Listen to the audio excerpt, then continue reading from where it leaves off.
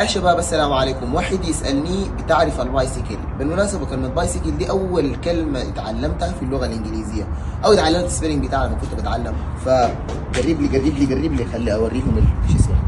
بتشوفوا المحفظة مالتين دي ملايين ومليانة بالقسم بتاعتي، وحوريكم ليها الليلة. دقيقة ما دام تدخل، ما تهتموا كثير بالبايسيكل المعدوم، لكن المهم قضى لي غرض.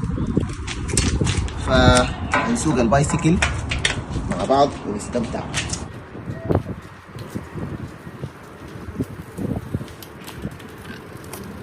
طبعا عندنا ميزه حلوه شديد في الكليه هنا او في الجامعه.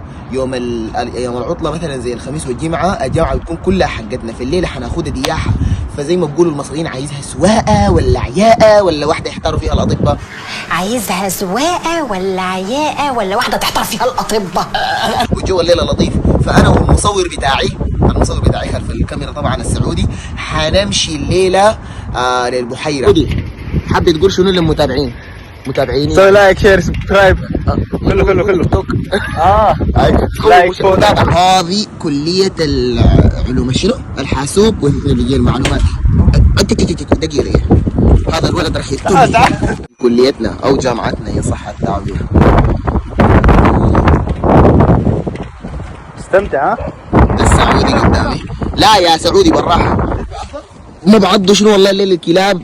بس الحمد لله على نعمة الإيمان، ما بالفوكس أبو زيد. وصلنا إلى البحيرة أقف هنا يا أستاذ.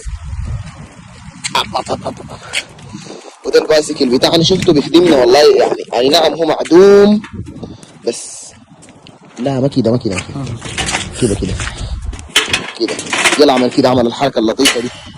يلا رح رجع. فيا جماعة تخيلوا معي المنظر وحلاوة شو اسمه، يعني البحيرة والوجه الحسن. حاسس شنو وشك زي استغفر الله العظيم، ما داري اقول كلام يؤخذ عليه ما يؤخذ. المهم فدي البحيرة بتاعت شو اسمه الجامعة. حخليكم على كلاس سينماتيك ليها.